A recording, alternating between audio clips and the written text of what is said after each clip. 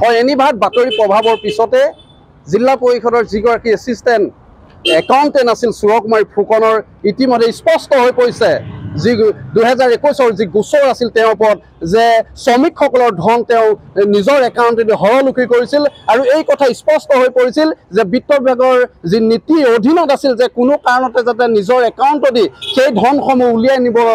নোৱাৰে আৰু তেওঁ নিজৰ পে একাউণ্টৰ জৰিয়তে শ্ৰমিকসকলৰ ধন মুকলাই নিছিল এই গোটেই স্পষ্ট কথা পোহৰ ওলাইছে আৰু ইতিমধ্যে গোলাঘাট যি সদৰ আৰক্ষী থানাৰ আৰক্ষীৰ সূত্ৰে গম পোৱা মতে শীৰ্ষ বিষয়ে গোটেই ঘটনাটো জড়িত কোন কেনেধৰণে কৈছিল কেনেধৰণে তেওঁ হৰলুকি কৰিছিলে তেওঁ একাউণ্টৰ যদি কেনেধৰণে শ্ৰমিকসকলৰ ধন হৰলুকি কৰি লৈ গৈছিল গোটেই তদন্ত আচলতে পোহৰ লৈ আহিব আৰু তাৰ পোহৰ লৈ অহাৰ পিছতে পূৰ্ণ সম্ভাৱনা আছে জিলা পৰিষদৰ যিগৰাকী এছিষ্টেণ্ট একাউণ্ট সুৰকুমাৰী ফুকন যে গ্ৰেপ্তাৰ হ'ব সেই কথাটো ইতিমধ্যে স্পষ্ট হৈ পৰিছে আৰু কিছুদিনৰ পিছতে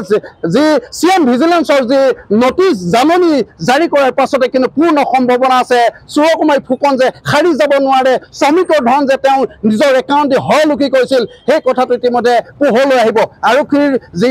তেওঁ আৰক্ষীৰ বিশেষ ইতিমধ্যে মহলে সেই বিষয়টো তদন্ত কৰি চাইছে যে কোন ধৰণে আচলতে সুৰকুমাৰী ফুকনে তেওঁ জালিয়াতিৰে কেনেধৰণে 2020-21-19 চনৰ যি শ্ৰমিকৰ ধন নিজৰ একাউণ্টৰ পে যোগেদি তেওঁ হৰলুকি কৰে এটা পাতলা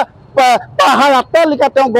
সম্ৰাট গঢ়ি তুলিছিল এই এনিভাত 24 বাতৰি প্ৰভাৱিতৰ পাছতে স্পষ্ট হৈ পৰিছে কম দিনৰ ভিতৰতে জিলা পৰিষদৰ মুখ্য গাণনিক বিষয়া একাউণ্টে সুৰকুমাৰী ফুকন যে গ্ৰেপ্তাৰ হৈ জেললৈ যাব এই কথাটো নিশ্চিতভাৱে হৈছে আমি অপেক্ষা কৰিম পৰৱৰ্তী CM ভিজিলেন্সৰ নটিচ জাৰিলৈ চাই থাকিব গোলাঘাটৰ পৰা ভিডিঅ' ৰাচিকৰ সৈতে মই কনক দাস পৰৱৰ্তী লৈ আহিম A to Z কি আছিল কেনেধৰণে আচলতে ৰণনীতি তৈয়াৰ কৰিছিল 19-20-21 কেনেধৰণে শ্ৰমিকসকলৰ টকা বিত্ত বিভাগৰ নীতি নিয়মৰ অনুসৰি তেওঁ নিজৰ পে একাউণ্টৰ জৰিয়তে হৰলুকি কৰাৰ এক পৰিকল্পনা ৰচনা কৰিছিল সেই সুৰকুমাৰী ফুকন নিশ্চিতভাৱে গ্ৰেপ্তাৰৰ পূৰ্ণ সম্ভাৱনা আছে আমি অপেক্ষা কৰিছো CM ভিজিলেন্সৰ নটিচ জাৰি সেই দিনটোলৈ চাই থাকিব এনিভাত 24